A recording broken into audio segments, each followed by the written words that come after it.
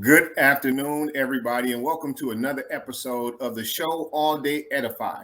I'm your host, Corey, with my wife, your co-host, Tasha.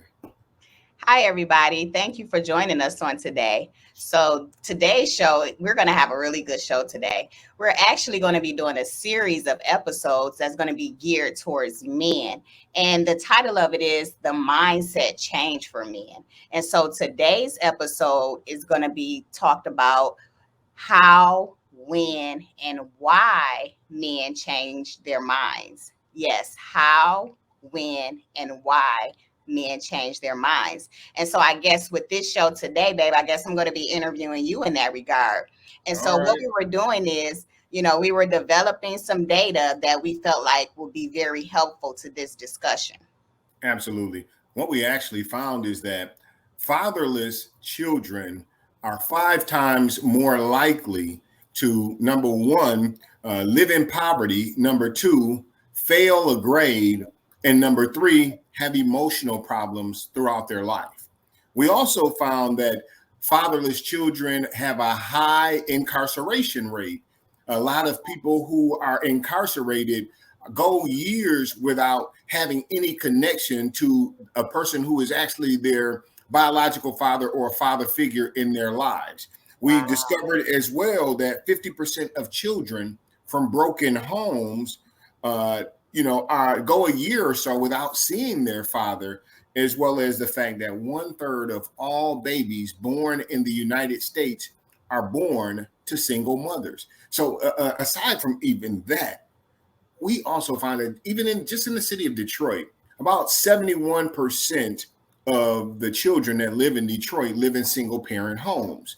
Now, this is a study where of the top 25 populated cities in the country, Detroit was number one in terms of fatherless children, with 59% of them being led by head of households that are women and 12% of them being led by households that were men. Now, much credit goes to both the men and women who make up that balance because it's a tough job raising a child on your own. But it is a big deal that men only hold 12% of that, and there's a lot of room for improvement. Absolutely. I mean, I totally agree with you in that regard. And so, what we did see is we seen we're going to talk about when we're talking about the mindset change for men. We're Mm-hmm. looking at some information in regards to the male's fixed mindset versus a growth mindset. And so, what we discovered here is, the fixed mindset says failure is the limit of my abilities, where the growth mindset says failure is an opportunity to grow. You know, the fixed mindset says I can either do it or I can't. And then the growth mindset says I can learn to do anything I want. And so we're kind of seeing a pattern here. And then the Mm-hmm. fixed mindset says I take feedback and criticism personal, but the growth mindset says feedback is constructive. Absolutely. And if we look at that and just think about the fact that the word personal there, anytime, because I think that failure is so many times associated with rejection, or it's taken personal because it's a way of saying that you're not achieving your goals. Another thing that's discovered here is it says that people who have a fixed mindset don't like challenges, whereas individuals who embrace growth or having a growth mindset say challenges help me to grow because they create opportunities for creativity and ingenuity to take place, and I can make progress that way.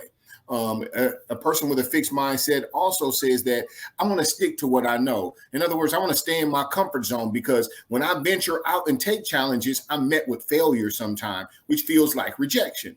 But at the same time, a person with a growth mindset says, I like to try new things because, again, they create new opportunities. And lastly, my potential is predetermined. This is the thought process of a person with a fixed mindset, that my growth potential is predetermined, whereas a person with a growth mindset says that my potential and abilities are determined both by my effort and by my attitude. And so these are all things that a person with a growth mindset is able to progress beyond where a person who is stymied in their development or their ability to take risks because they've been met with failure and defeat on several occasions. Wow, that's really deep. And so to me, when we looked at that slide, it seems like there was a common denominator, between the fixed and the growth mindset. And it seems like there was a common denominator of there being an absence of fathers in each Mhm. of the stats. So why do you think that is kind of the common denominator in that? Well, I believe that a part of it is that inner city youth who grow up limited to the motivational examples that they see, people who are demonstrating a growth mindset. All of a sudden, we're a product of our environment many times, Right. and so until we get to the point to where we understand that I can impact change in my own life, for the most part, we're met with limited ideas for growth and development. And so, because of this, I believe that this is why we see that this is a common denominator, that people want to give up and just throw in the towel before they actually give themselves opportunity to grow, because they don't have a lot of examples of individuals who are able to turn things around and create progress or make lemonade out of lemons. Okay, okay. So with this topic, talking about the mindset change for men, so I got a couple questions for you. So my first question is, why do you believe that people see failure as an indicator that they have limited abilities or that there is a ceiling that exists concerning their potential? That's a good question, babe. I believe that for the most part, there's a lot of people who personalize failure. It's hard not to, because when you see that there are challenges in front of you and you look for, say, for instance, your counterparts who you compete with in different areas of your life, whether it's elementary school, whether it's, the fact that you're trying to progress yourself in athletics or learning a different a preferred method of improving in terms of extracurricular, dance, learning an instrument. You are a lot of times comparing yourselves to other people. Not to say that that's healthy, but as a young child or growing up in your development, it's hard not to do that. And when you see that there are limited examples of people who can show you how to succeed, all of a sudden it's cyclical. You begin to believe that the best thing that you can do is fail. And when you do, save yourself the embarrassment, save yourself being ridiculed or looked at as a failure. And people are resistant to the idea of continuing to work towards progress. And now that you say that, I think that it takes, both the male and the female in terms of making that progress and not being resistant to that. And so what is it about those challenges that cause people to be resistant and they shy away from that? Well, I think that when we talk about challenges, it's like sports. I like sports a lot. I like to, watch games.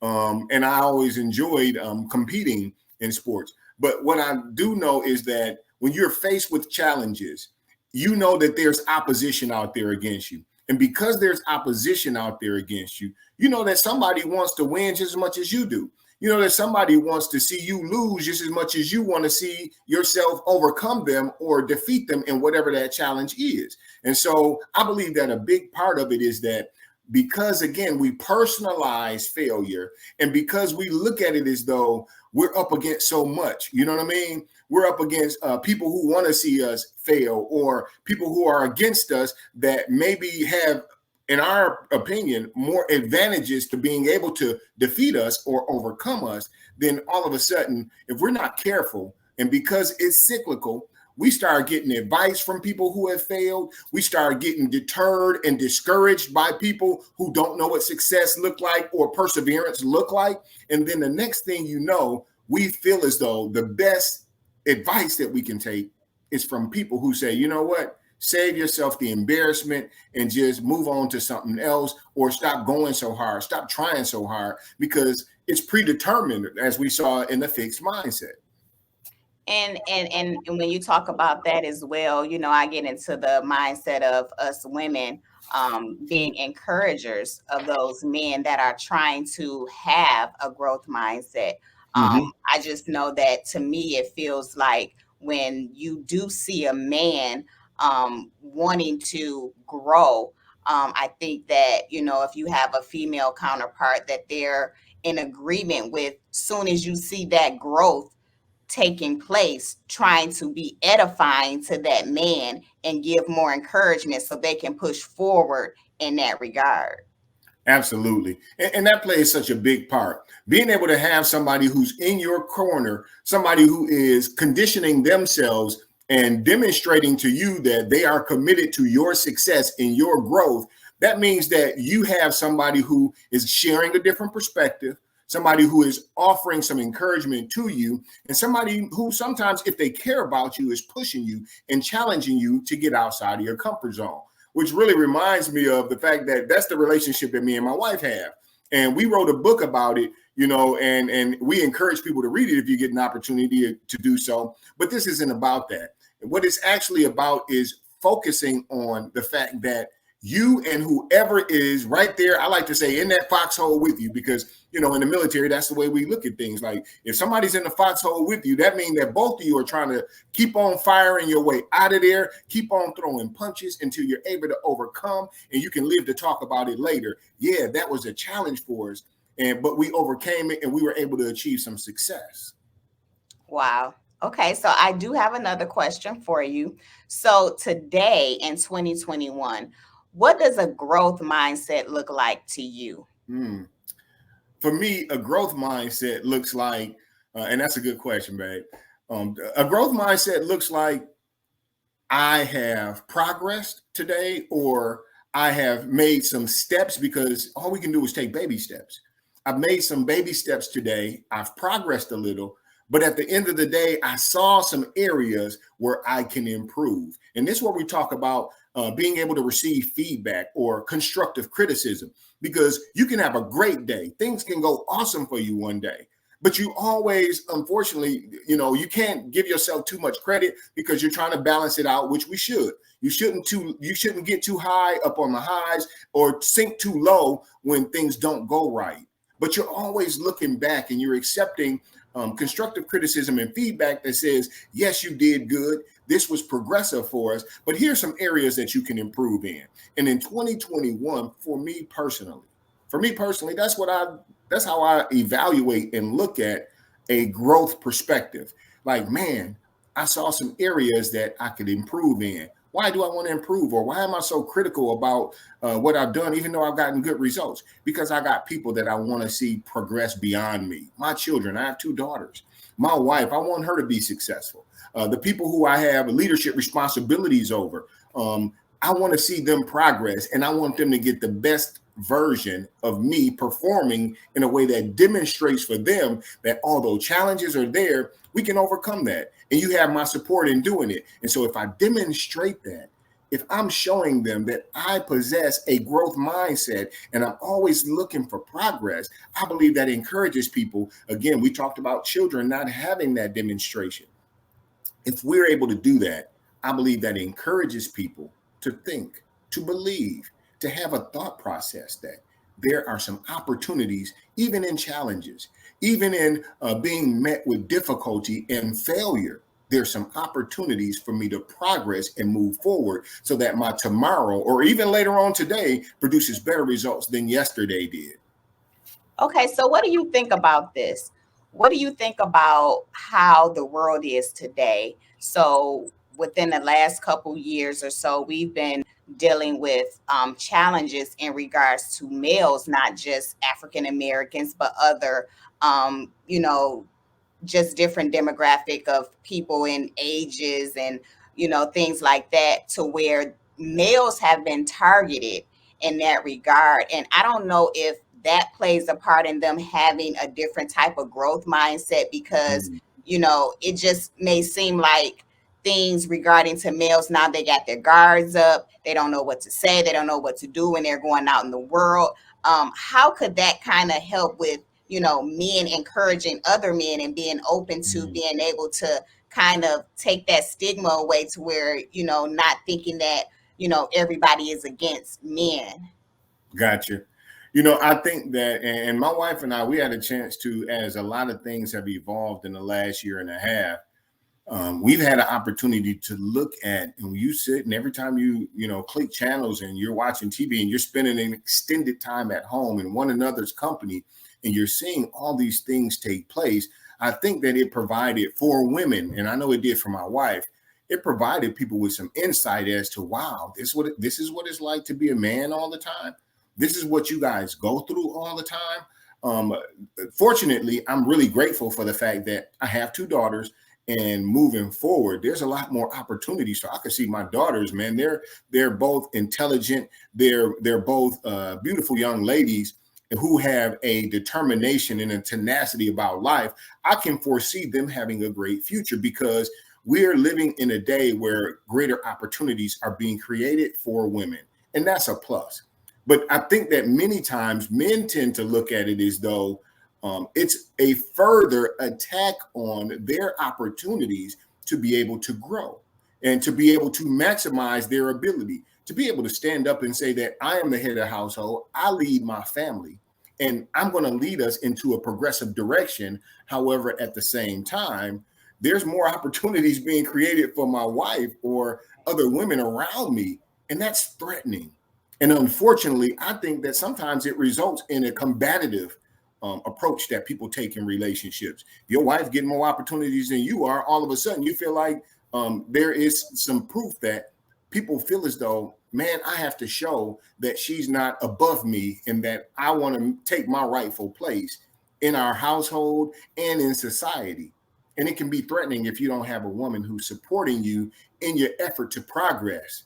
And so this is the challenge that we face as we look to develop a mindset for growth and development as men. And that's a good point that you make, because that's why I said too, previously, that I think that us as women, when we do have men in our lives that are trying to grow, to Yes, stay encouraging, to make sure that we're able to continue to keep that going, because I think that only helps the male. Either we can make them or we can break them.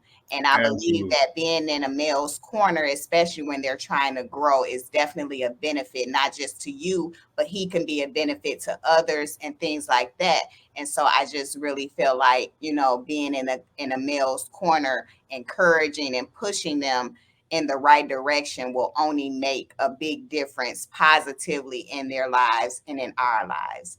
And so Absolutely. and so can you give us an example of a time when growth was forced upon you rather Mm. than you actually initiating it? Oh wow, that's a great question.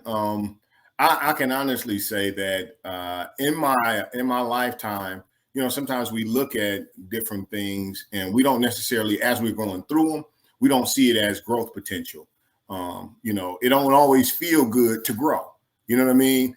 In order for growth to take place, there has to be, yeah, you need sunshine for that to happen, but you also need rain to fall. And so I would say that one of the things that come to mind for me, and this is kind of directly related to this topic that we're having, is that I grew up for most of my life without my father. I think that a lot of people can say the same thing. Again, the statistics that we shared reflect that. But I was the oldest of my siblings. I was older than all of my cousins, with exception of one. And for the most part, because my mother raised me struggling, I think that it forced me to take a position of being able to lead by example. In fact, she talked to me about that a lot when I was growing up. Is that whatever your brother and sister do, you're going to do that too. Whatever you do, they're going to do that also. And so there Right. were some things that I was conscious of that I can't do. There are some opportunities, even being led by peer pressure or whatever, it always caused me to be conscious of I can't do that, because guess what? I care about the people who are close to me, who are in my heart. And so because of that, it causes you, and parents, this is something that you should think about, that when we make decisions in our lives, we put our children in a place to where, yeah, we might look at it as though it helps them to grow up faster, but there are some other aspects to that too. You have to be careful of some bitterness growing there, some resentment towards parents or family members who are looking at it as though like, man, it don't have to be this hard if I can get a little bit more help. So these are things that young people think about as they are put in tough situations and forced to have to overcome and grow up and mature because of their parents' decision making. Now, in many cases, we don't have a lot of options. Again, we just got to make some lemonade out of them lemons. And so we always want to focus on ways that we can improve despite the circumstances. I'll give you another example if I could, if that's all right, babe. Yeah, we got a couple minutes. Okay, gotcha. The fact that when I had my first child, I was living irresponsibly, living a street life and doing things that quite easily could have had me in the penitentiary and in prison, which was something that many of us, we grow up having family members that, again, we talk about that fixed mindset. We think that's our potential. We think that's our ceiling just because we have family members, friends, or parents that spend a lot of time away from us and incarcerated and things like that. So subconsciously, and even being put out there in words that people speak to us, we begin to think that that's the ceiling of our potential. But it's when we change our thought process. For me personally, having my father be absent in my life made me determine that when I become a parent, I'm not going to do things in a certain way.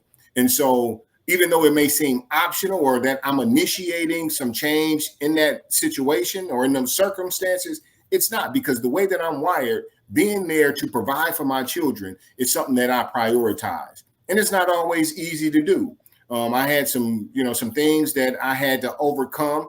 But again, being a parent caused me to grow up. Why? Because guess what? Children don't ask to come here. That when they're brought here into the earth, all of a sudden a parent's mindset should change. Your mindset should become that my total existence is about progressing life, my situation, so that they benefit from it. And so as parents, we have to have that mindset, and it forces us to grow up. And I totally agree with you in that regard. I believe that if you do have a child or children and you're actually taking on that responsibility on a day-to-day basis, or if you're caring for children or adoption or anything like that, that's a big pill to swallow, and it's a big responsibility. And Yes, it it should is. have you, it should force you to have a different mindset, whether you are a male or a female. And so in that regards, I totally agree. And so I think we have time for one more question. Okay. So how can you tell when it's time to grow or move on from the status quo? Man, I tell you, I'll refer to something that was often said, like when I was growing up, we used to just put it like, you keep doing what you're doing, you're going to keep getting what you're getting. But I think another way that it's put in, is that, we always talk about, and you hear people say it more often, that, the definition or the meaning of insanity is to continue to do things a certain way, but expecting different results. You keep bumping your head up against the wall and you like, man, why is my head hurting? Why are you expecting that your head is not going to hurt if it keeps hurting every time you bump your head up against the wall? And so I think that the indicator for us that the status quo is no longer acceptable and I need to do something real quick to change things, I think that we reach a point to where we feel as though we're not satisfied with, or we're not pleased with the results that we're getting. We're not getting the results that we want. We're not progressing at a rate that we want. We're not generating opportunities for growth the way that we would like to see them. We see people progressing. And again, it's not about competing, because you only want to be the best version of yourself.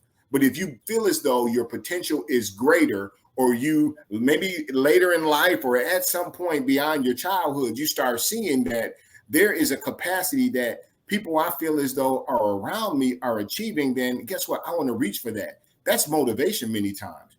I'm really grateful, for my wife being in my life, that there's so many things that she encourages me to do. And I try to do the same thing for her, to encourage her, so that we can say to ourselves, like, you know what, babe, it's time for us to move on and progress beyond this. And we've gone through quite a bit of change in the time that we've been together.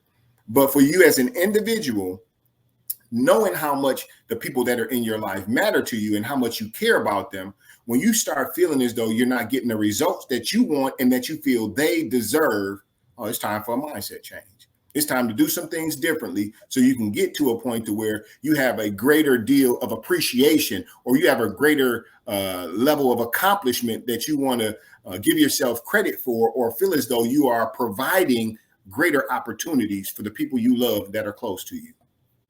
Wow, that's great. And so I'm really looking forward to these series of episodes that we're going to be talking about and interviewing different guests in regards to mindset change for men.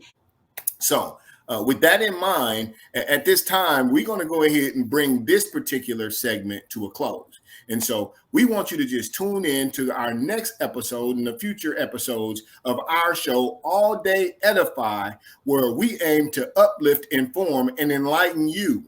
All day, every day. Do you provide human services? Are you an entrepreneur that contributes to society? Do you have access to tools and resources that facilitate growth and development? Come be a guest on our show. You can email us at alldayedify@gmail.com or send us a message on our Facebook page at AllDay Edify.